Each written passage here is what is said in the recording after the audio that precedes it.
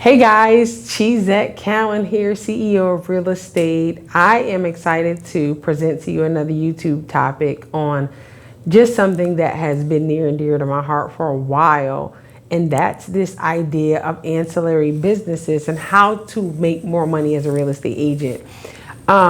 If you know anything about me, you know that all of the things that I do in my business from day one have always been scripturally based. And part of that is understanding how God wants us to do business, because there is a path, I believe, that's already been set apart for us to success. For me, Ecclesiastes 11 and 2 are the basis for which I started my other ancillary businesses. And those are the things that I'm going to talk to you about when I say unique ways to make money as a real estate agent. And Ecclesiastes 11 and 2 says that you should invest your profit into 7 ventures, even 8, because you don't know what evil may fall upon the land. When I read that scripture, I look at that as God's way of telling me that this is going to be a path to protect my income from calamity. And when he says you don't know what evil may fall upon the land, a lot of times when we get into real estate, we become, one income people, right? And I say that because everybody hears this, we have to have multiple streams of income. But what does that look like for a real estate agent? And these are the things that I work on with my clients when we're in a coaching environment. So here's one of the things that I want to talk to you about.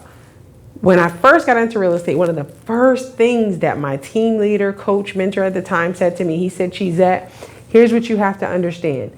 Your fortune, your wealth, the thing that you're trying to build in real estate is not going to be extensively captured through just real estate sales. He said that you are going to have to create a way to make money off the industry.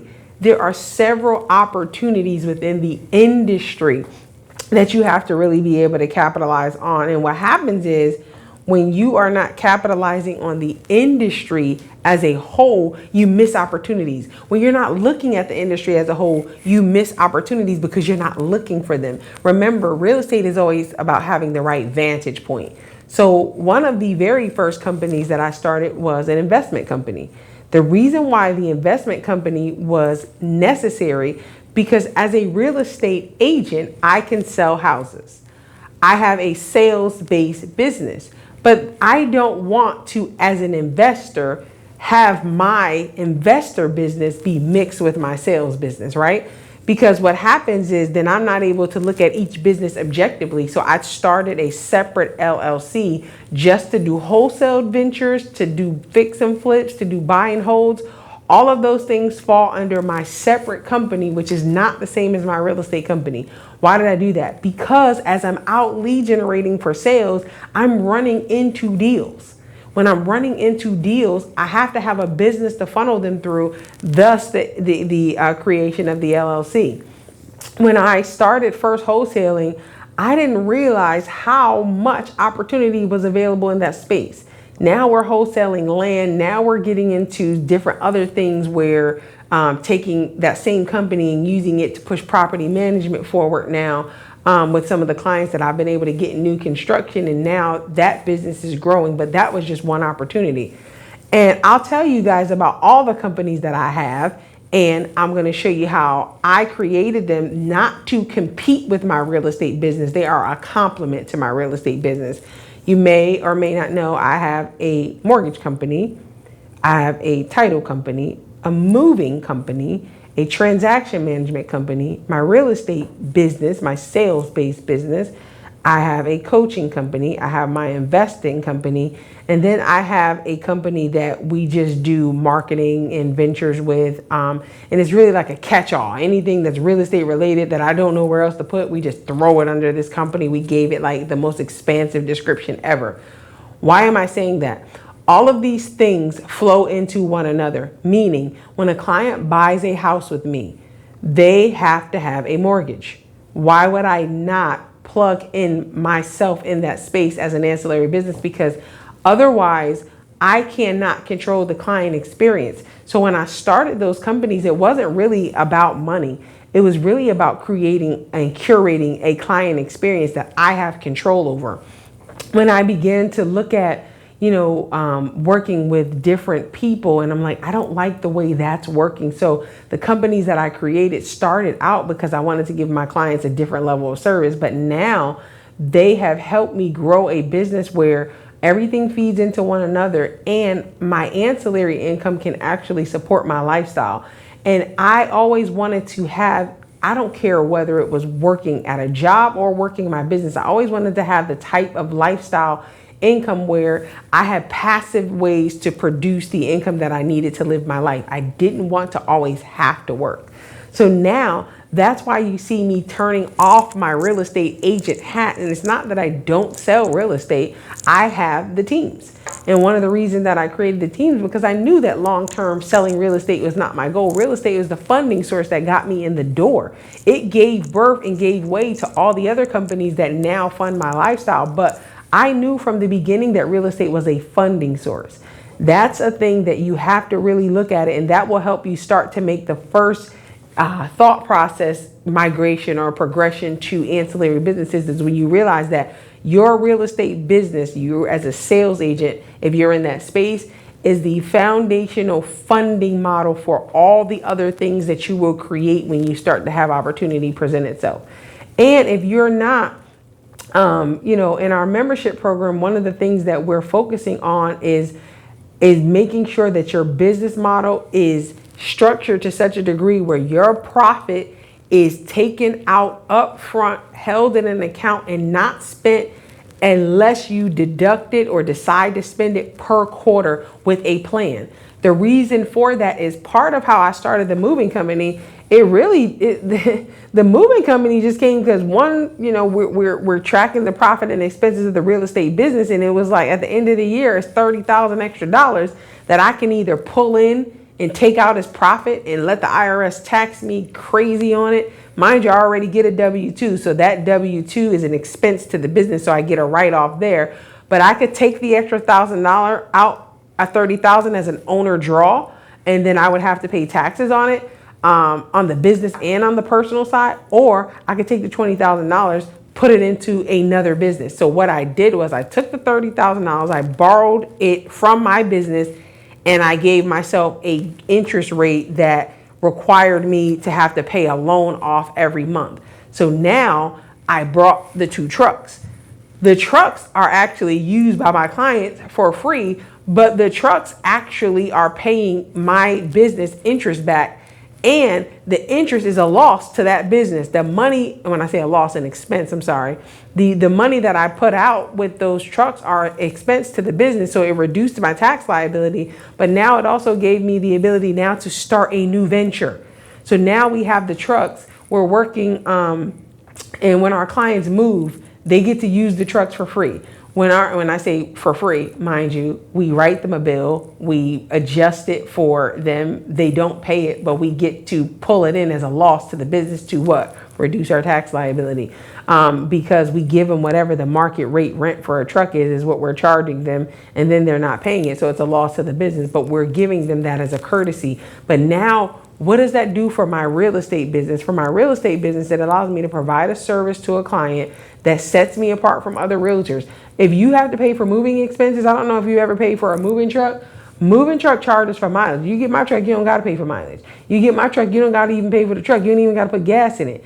We will bring it to you and pick it up from you. So my thing is now, the truck says our clients use this truck to move their stuff. So all while my truck is in front of your house with my face, my number, my logo, I got a whole walking advertising billboard that I'm displaying to your neighbors, because your neighbors are looking at it like, my realtor didn't give me a truck to move my stuff. So now it can be, if I wanted it to be an expense for lead generation.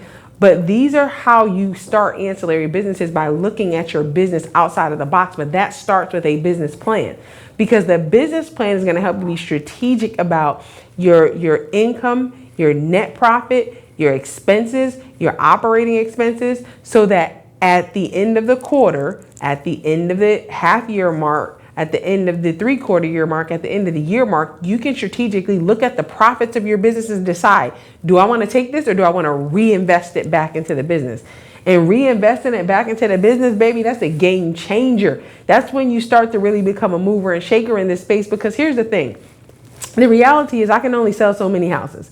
And when I say so many houses, I think the highest amount of houses I've sold in a year is 70. And I was working my tail off like all day, all night, burning in at both ends. I knew I wasn't going to be able to do that forever, but I knew that with each closing, you got $10,000 of closing. Now we got 70 closings. Now we got some money to start to push things forward. And if you are familiar with the cash flow quadrant, you have this active side, this employer, this self-employed side. Then you have this business owner, which is a systematized system of running your business, and then investor. So what being on the active side of real estate allowed me to do is to get the funds necessary to move and create businesses on the inactive, the passive side of real estate.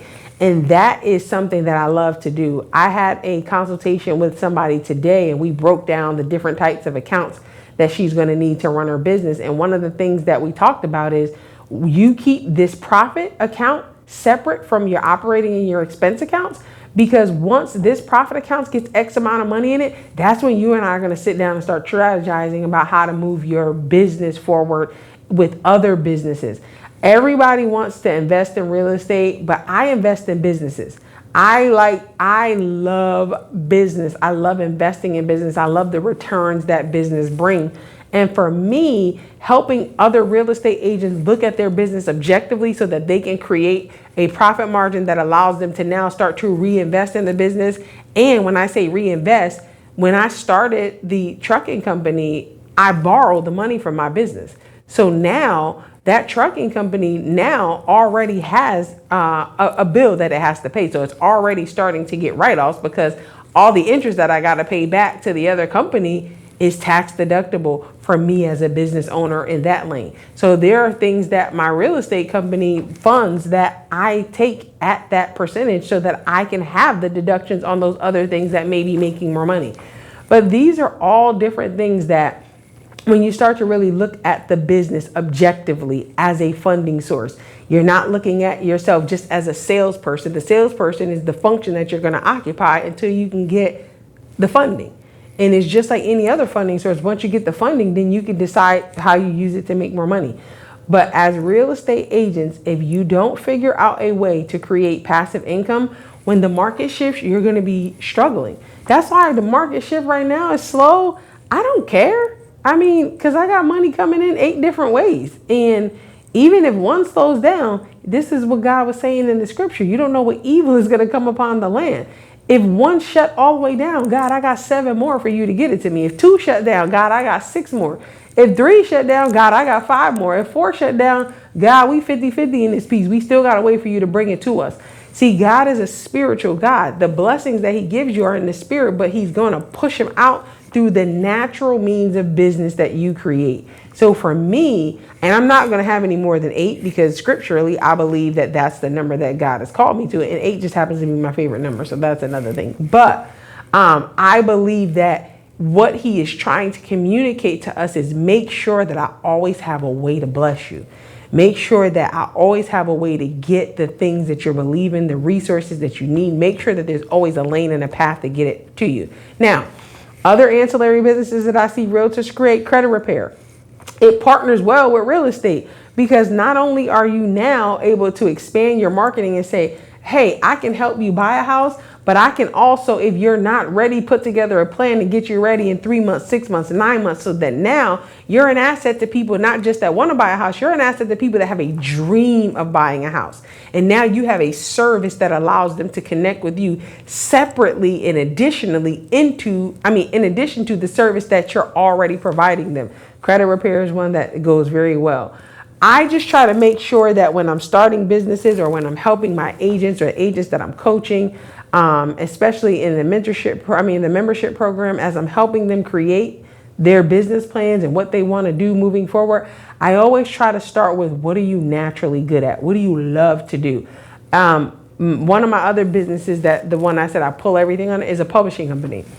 If you know me, you know that I've always had a publishing company. I have a degree in mass communications and journalism. I've always loved publishing.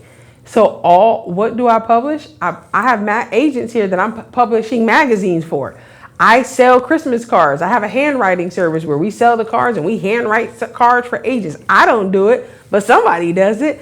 And the publishing company, when people look at my marketing material, especially my seller and buyer guide, they're like, oh, this is so nice. Where'd you buy it? I'm like, I created them. I write books. Like I'm, editing a book for a realtor now. But the editing is kind of separate. I would never advertise that because at the end of the day, that's not a business that I want to move forward. I'm only a real estate agent and a coach. All the other ancillary stuff is just in the background. And really, I don't run any of those businesses. I created a lane, a highway that somebody else could come in and run them. And what happens with people is when we hear that we're supposed to have multiple streams of income, we think it means we got to have them simultaneously. What really should happen is they should happen sequentially. See, when I got into real estate, I had to move my business. So I did 2 years, 3 years of intense sales to grow my business, to grow my funding. When I started the team, now I have a place where any business that I got, I can give it to the team and the team can still close deals. I can still close deals through the team. And now, because that is a system that I've created, I now have the leverage that I need to start to build other systems that can be other profitable business ventures. And these are a lot of the things that we're talking about in the membership platform. If you are a part of the membership platform and you are excited to hear that this is something that we're going to be working on after the first quarter, this is not something that I start out with because I want to see you create a solid funding source for your business first. Before you start going into the next income stream, I need the first income stream to be solid and I need it to be at a point where it can be leveraged, because what happens when people start other businesses is this first business slows down. If the first business slows down and it's funding all the other business, then you're not going to be able to move forward. We need this first business to be funded fully through your actions first, through your leverage second, so that now you can pull back from it and focus on something else, focus on the next business venture. So you're watching this video. If starting ancillary businesses is something that you are interested in, I am interested in having you join my membership platform. The membership platform is going to help you develop a solid business plan with solid systems in your business that you can eventually leverage so that you can use the profit from your business plan to actually start ancillary businesses. In the description, you're going to find links to join the membership, join the waiting list, join any of the other membership options that we have available. And I would really honestly say that if you're at a space in your business where you are just trying to figure out where you want to go to long term and just really don't have the systems in place in order to support your growth to that place that you want to eventually end up at, that the membership is for you. The membership platform is definitely for you. You're going to get weekly trainings. You're going to get if you pay for the first year up front, we sit down and we do a business plan where you're learning all of the activities that you need to be doing every day to grow your business. The purpose of business is profit. Once you get the profit, then we strategize on how to use it to create ancillary businesses. So I'm excited to talk with you. There is a link in the description, and I am Cheesette, the CEO of Real Estate, and I look forward to seeing you in the membership.